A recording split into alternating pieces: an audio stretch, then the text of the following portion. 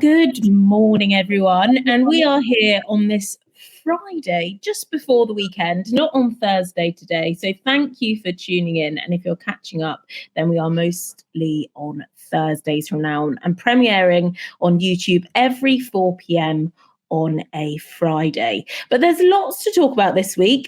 Coronation chat. There's also been a South Park episode depicting Harry and Meghan. So what do you think about? We've got a clip coming shortly and some health news on Queen Consort Camilla. Well, with the latest on all of the royal news, we are joined by Daily Express's royal correspondent, Richard Palmer. Richard, welcome. Morning. Morning. We're going to kick things off then and get straight into it. We've got a clip from South Park, which we can show you now.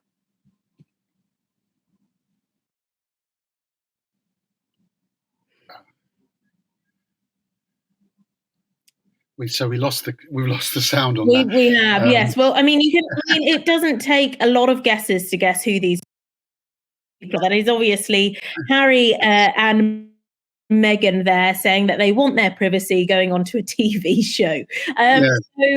Richard, talk us through this. Well, I have to say, when the company that makes South Park put out a teaser and said it was going to be making something about the Prince and Princess of Canada, a lot of the news websites wrote stories saying, no, this is a tilt at Harry and Meghan. And I think in print, we were all a bit more careful because we just didn't know what it was going to be like. But then when it came out, I woke up yesterday morning to my Twitter feed just full of clips from this show.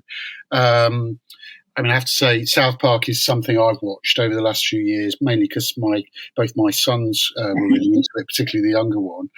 So I've seen an awful lot of episodes, and they do like to take the mickey out of lots of famous people. And, I posed the question on Twitter yesterday, is this a sign that they finally made it in the US?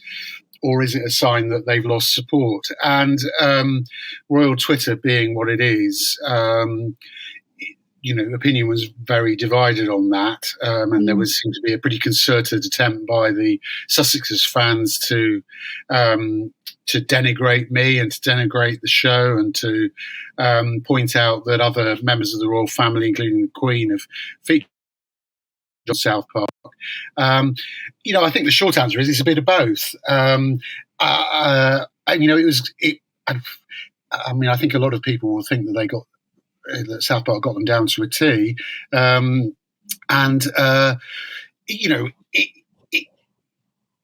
As far as I know, they've not reacted to it. I think surely they would be aware. Oh, I'm sure they're aware. Yes, yeah. I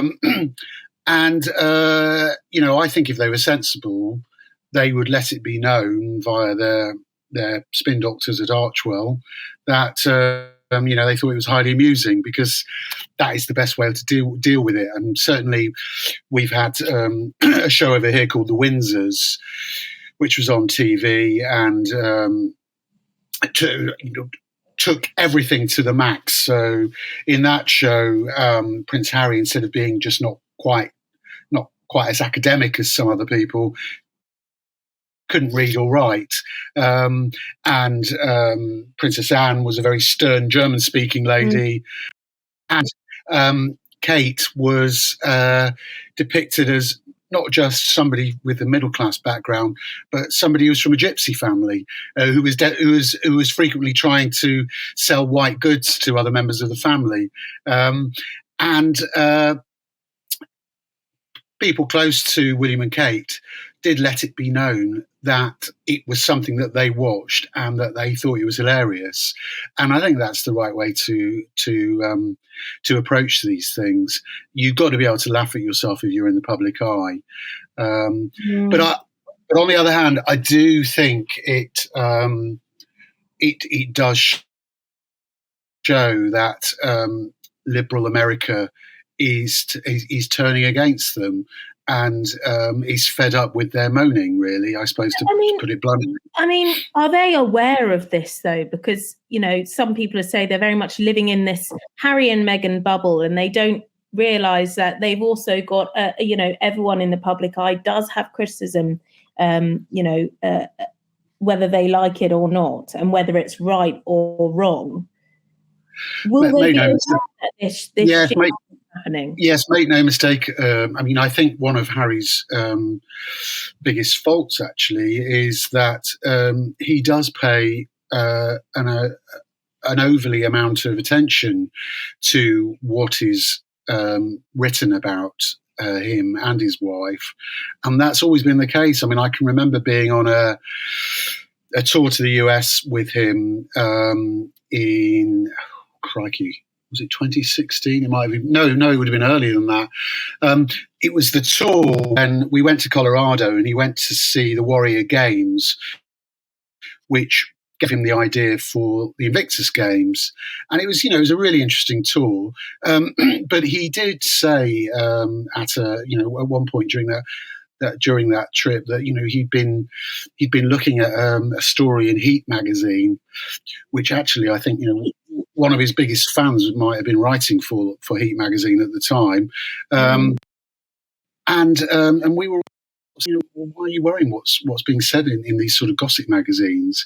And maybe we lacked a bit of self-awareness because I think newspaper reporters and broadcasters who specialist royal correspondents felt that we were doing more checking and trying to make sure that what we wrote was true. Now I think he just lumps everybody in together, the media, and I've digressed slightly, but anyway, that's what I think, and I know that he used to spend a lot of time poring over the comments from the public in online stories, and I think clearly anybody in public life, and indeed journalists, receive an awful lot of brickbats from the public, particularly on social media these days, and online, and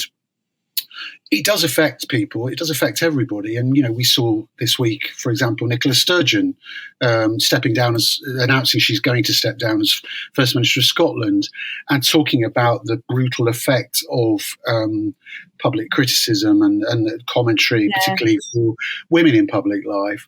And at the same time, I think people in public life just have to have a hard skin and just try not to pay too much attention to what is said as well. So I guess the question is then, will they be taking this as a public attack?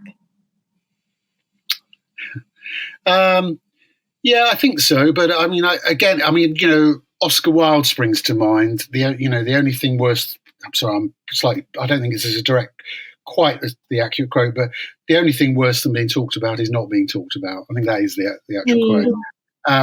So, and they do seem to crave attention. They would take issue with the episode was called the Worldwide Privacy Tour, and had them going everywhere, making lots of fuss, saying we want privacy, we want privacy. Of course, they do argue that they never said they wanted privacy. They just essentially wanted control of what was being said about them, written about them. Yeah. Well, they haven't exactly managed. We've got a poll on this. Let's have a look at the poll to see what the Daily Express, for all Roundup viewers, thought about this. So let's bring it up. Do you think the South Park episode depicting Harry and Meghan is reflective of the public opinion? 90% yes. No, nearly 10%. So it's quite obvious what people think about that. But that, of course, is our Daily Express audience online, Richard. So there you go. So that's news from US, which has been hitting the UK. But back to the UK, obviously a very special year with Coronation Year happening. Plans all going on in the background as we speak. Well, there's a little bit of new news this week where the Queen Consort has confirmed she'll be wearing Queen Mary's crown to the coronation. So, Richard, just how significant is this? Well, I think it's a deft diplomatic move. the palace was keen to emphasise that she'd chosen. First of all, you have to say that it's been a tradition at British coronations for the Queen Consort to have a new crown made each time, and quite a lot of us in the media described it as a recycled crown. Whether it's right to say recycled, I don't know, but the palace was certainly emphasising the sustainability of it all and efficiency, and as we have said in previous editions of this, the palace is trying to strike a balance, and it's trying to, on the one hand, give the public and the world a show of British pageantry and tradition, partly because, mainly really because the British government said that both at the Queen's Platinum Jubilee and again at the events around the Queen's death, the journey back from Scotland of the cortege and the state funeral and everything that went with it, the ceremonies beforehand. The feedback from British trade missions, British embassies, was that there'd been a huge upsurge in interest in all things UK on the back of that. So the British government, tourism as well, I've not seen it reflected yet in tourism figures, but I suppose we'll be looking for that in the summer, in the tourism season. But the long short of it is, yes. So on the one hand, the UK government wants them to put on a show, but then on the other hand, the King is quite keen to show that he's bearing in mind the cost of living crisis we're all facing. So they'll be looking to save money where they can, and saving a few million on a new crown is certainly up there, I would say, in ways of showing that this is a cost of living crisis coronation. So in terms of choices like this, will this be the monarch's decision, the King, or will this be the Queen's decision? Who's in charge of choices like this? Well, I'm sure it was based on advice certainly from courtiers, if not from the government. But it was certainly portrayed as the Queen Consort's decision. And the important thing, I suppose, the most important thing to say about this is there's been this ongoing controversy because initially it was thought that Queen Camilla would wear a crown featuring the Kohinoor diamonds in the crown. And the Kohinoor diamond is at the centre of a diplomatic spat, if you like. Various governments. It was taken by the British East India Company back in the days of the Raj, presented to Queen Victoria in 1849. And the Indian government would like it back. The Iranian government has got a claim on it. The Taliban in Afghanistan have got a claim on it. And I think the Pakistan have as well. So it's a deft move to sort of sidestep that controversy by saying she's going to wear this crown and it won't feature the Kohinoor diamond.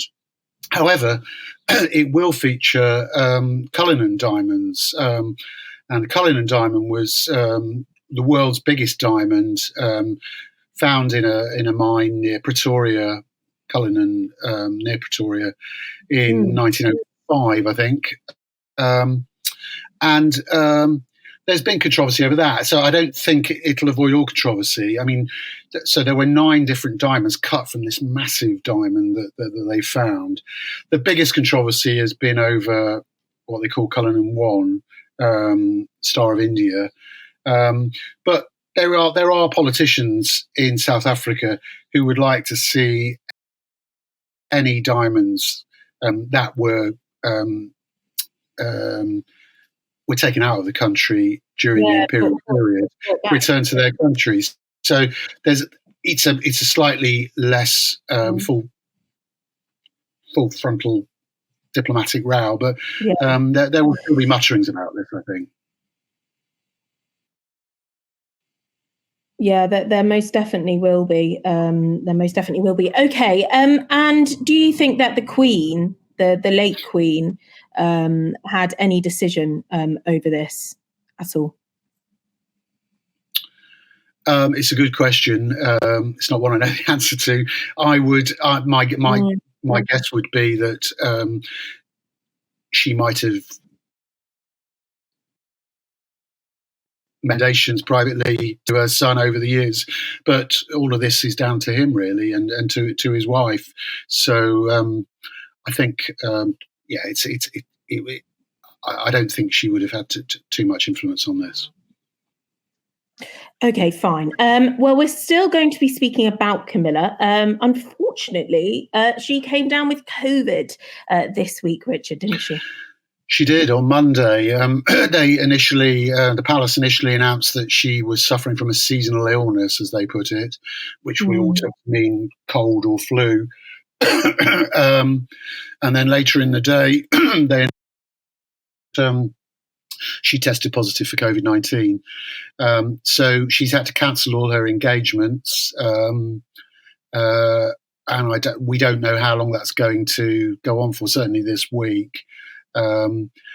Whether it'll affect things next week, I'm not sure yet. And of course, she'll have the best care available to her. But the more interesting line, which you spoke about on Twitter, Richard, was the abuse and the trolling which has been happening. So I wanted to talk to you about that, really, off the back of it.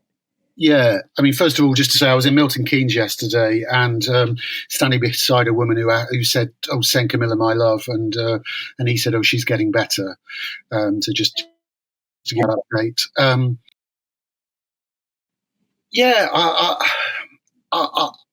I've got quite strong views about all of this. I mean, I think we all get tarred with the same brush in the media. I certainly, face a lot of criticism on social media, as all royal correspondents do, and there's not a lot of finesse in the criticism, and I think we could all do better. But as news reporters, as specialist correspondents, it's right that we scrutinise on behalf of the public members of the royal family.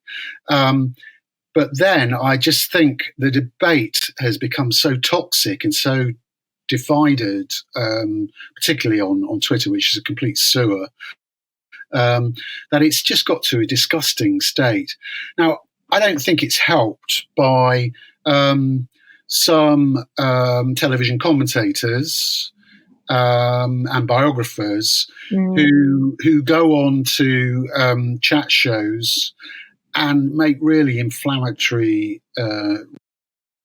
about individual members of the royal family. I mean, it's mainly the Sussexes who are getting that in this country.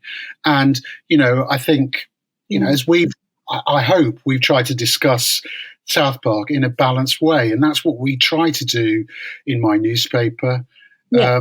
And I hope that that's what's done elsewhere as well. But I do think that this toxic situation has developed, and it is mainly, I've said that I think some commentators share some of the blame, but I think it's mainly people hiding behind anonymity and working in packs on social media.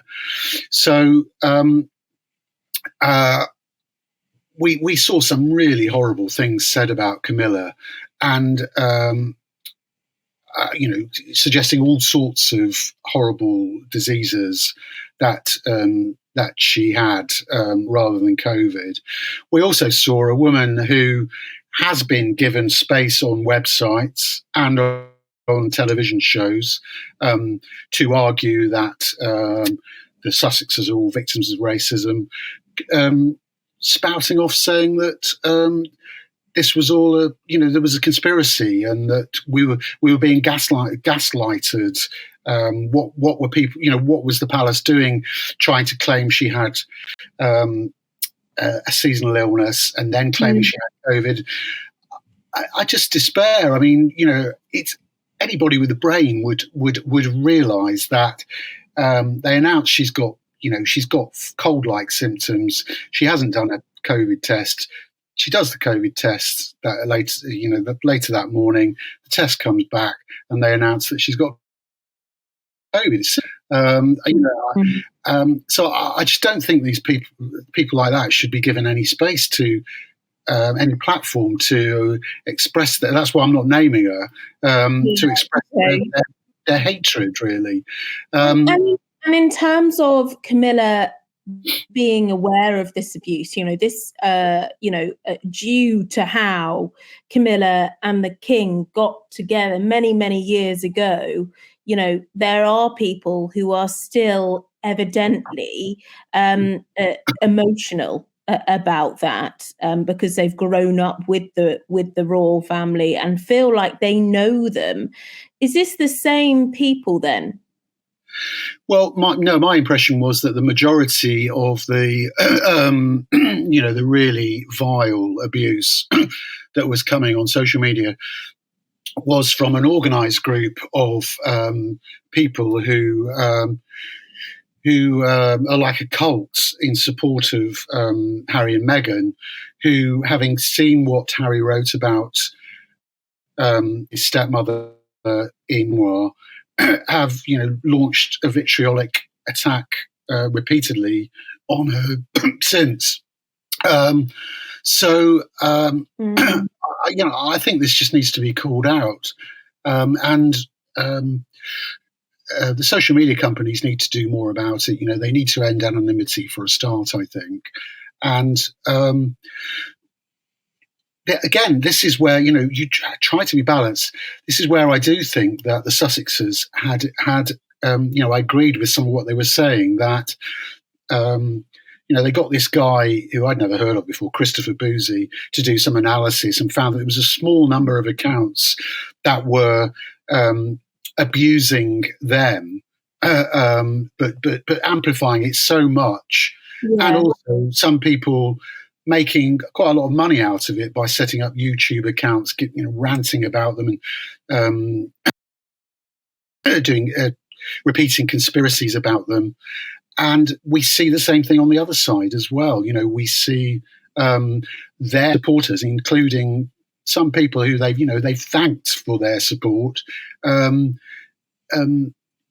vehemently abusing the King, the Queen Consort, Prince of Wales, the Princess of Wales, and other members of the family. And how do the King and the Queen Consort deal with criticism? Because it's not like this is new to them. It's obviously just in a very different manner, with the rise of social media now. It's added another layer to it all. But how do they deal with it, Richard? Well, I think obviously they're used to it over the years. The story about Camilla having bread rolls thrown at her back in the 1990s in a supermarket, I think is fiction, but it comes around every now and again. At that time, she was an extremely unpopular person. She and the then Prince Charles, were blamed by a lot of people for the death of Princess Diana, and so they've got used to it, and they do have the luxury, unlike politicians and musicians and actors who are in the public spotlight, of knowing that they're in it for the long. They're playing the long game, so they can always take the view that, well, we're unpopular in the soap opera at the moment, but further down the line, we've got time to make amends. So, and I don't think they look at these things. That they will have press cuttings given to them, but I don't think they will spend a lot of time trawling social media to see what people are saying about them, because, quite frankly, you'd be mad to do that. Okay, let's have a look at the poll now then. Do you think the royal family deals with trolls and criticism well? Yes, 60%, no, 40%. So, Richard, in comparison to other polls, this is actually quite interesting, personally, the results of this one. And I said the royal family as a whole. Yes. So, down to you, the expert. Do you think they deal with the criticism well? Well, I mean, what their press advisors have done on occasion is stop comments appearing on some of their posts where the royal household have posted on social media. So that's one way of dealing with it. Silencing. Yeah, I think they're quite used to it, and of course they have a lot of protection around them. And it was quite interesting yesterday, as I mentioned, I was in Milton Keynes, and this is a slightly different point, but there were about 400 people there to see the King arrive to Celine city status. And among them were around about 20 members of the anti-monarchy group Republic who'd got individual letters lining up to say, "Not my king." They were shouting, chanting, "Not my king, not my king." And to the king's credit, I think, I mean, he went down one side of the crowd, did a walkabout among them, and we thought, well, he won't go down the other side because all the Republicans are all over on that side. But he did. He just, he was within about 5 yards of them, and he didn't talk to them. He ignored them. I know Graham Smith, their chief executive, was telling me that he was saying to him, "Why won't you answer criticism?" Asking about the cost of the coronation, being a waste of money. He ignored all that, but he did just carry on and talk to people who wanted to meet him. So takes it in his stride. Yeah, exactly. He does take it in his stride. So another topic, the final topic then, Richard, which sort of links with what we've just spoken about, is damage control on the lead up to the coronation. We've obviously got Republicans, but we've also got damage control. There's leaks happening. Are there going to be talks before the coronation with Harry and Meghan, the rest of the family? Are they even going to be here? All sorts to deal with. How will they limit then the damage control? What's the plan of action? Do you have any idea? Well, I think I might have mentioned last week. I mean, it's quite frustrating as a journalist to cover this because everybody wants to know about coronation, and the palace. To be fair, it's following the template from other big occasions. Just takes the view that we will announce X we will announce Y on day 5, and they are very reluctant to veer from that. So if you say, "Well, look, I'm doing a story," as I did last week, I'm doing a story about the fact that at previous coronations, since Edward VII's coronation in 1902, special furniture has been made for all of the guests to sit on with a royal cipher on. There doesn't seem to be any sign that this is happening this time, and the view was, well, we're not going to comment on that, because we might have something to say about that later on, but we're not going to comment on it. And it is very frustrating, but that's partly how they're dealing with it.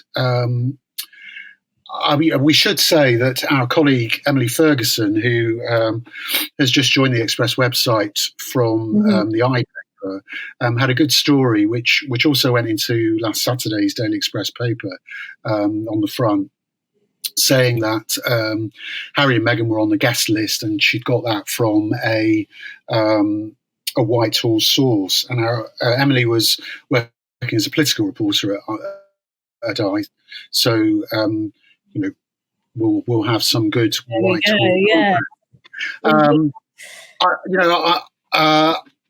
I think there's a long way to go yet. I mean, I from what I understand, the Foreign Commonwealth and Development Office has started to draw up lists of likely guests, and so it's entirely possible that somebody has sort of said, well, we reckon there'll be 50 members of the royal family, and these will be the people we should expect to see. But I understand the invitations won't actually go out to much nearer the time. I think it's going to, as I understand it, it's going to be really quite close. I think there will obviously be soundings taken, and the Foreign Office will be talking to overseas politicians, their officers, saying, would you be available to attend, and trying to draw up a likely list. But as I understand it, they're nowhere near yet, they're not yet at drawing up a definitive guest list. And the way it was explained to me about Harry and Meghan was that they will be invited privately. And I always smile when anybody at the the way it was explained was that the guest list for them and other members of the royal family would be they would be issued, the invitations would be issued privately, and I always smile because the palace always uses private. It's private, or this is a private matter. This thing is, that it's a private visit. It's essentially palace speak for, well, it's a bit sensitive, and we don't want the public finding out about all the details about that. So that's a way of stopping the leaks, then, essentially. Well, calling it. Yeah. So I think there'll be conversations going on. My understanding is that there's no definitive answer yet, no definitive decision about whether they're going to come or not. I think, many of us, as we've been saying in these previous chats, have expected the Sussexes to be invited in spite of everything, because they're still part of the family, and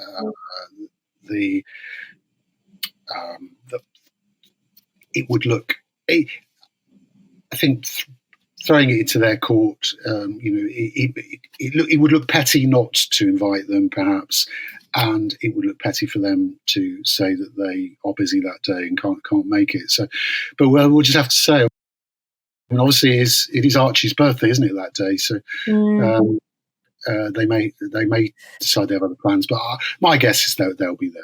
Okay. Briefly. And one final question. Obviously, it's the coronations that will have lots of protocol in place. But do you think there'll be certain protocol for Harry and Meghan, given the fact that lots of private conversations have been discussed on a public shows and other forums? Do you think that might be the case even? Well, yeah, I think it's inevitable that members of the family are going to be quite wary of anything. Having said that, within royal circles, if I can put it like that, I think there is a recognition that sooner, this is all really very sad. The rift between them all is really very sad, and sooner or later, they're all going to have to get together and discuss it again. Well, yeah, and coming over for the coronation would be a good opportunity.